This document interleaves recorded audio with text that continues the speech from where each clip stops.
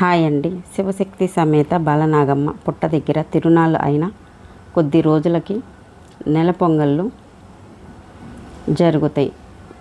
మేమందరం కలిసి నెల పొంగళ్ళు బాలనాగమ్మ పుట్ట దగ్గర చేశాము.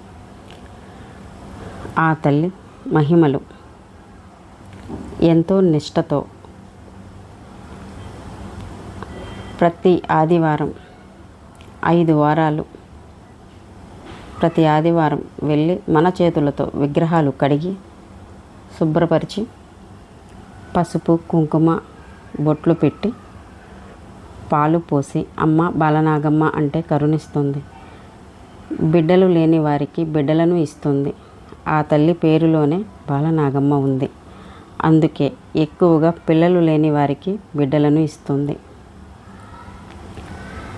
కాసిని పాలు పోస్తే మనకి నాగదోషాలన్నిటినీ తొలగిస్తుంది. చిన్నపిల్లలు చదువుకునే పిల్లలంటే ఎంతో ఇష్టం బాలనాగమ్మకి. 108 ప్రదక్షిణలు ఓం నమః శివాయ అంటూ ప్రదక్షిణలు చేస్తే చదువుకునే బిడ్డలందరికీ జ్ఞానం ఇచ్చి చదువులో ముందుకు తీసుకెళ్తుంది. బాలనాగమ్మకి శక్తులు ఎక్కువ. నమ్మి కొలిస్తే ఆమె పడగ నీడలో చల్లగా కాపాడుతుంది అందరినీ.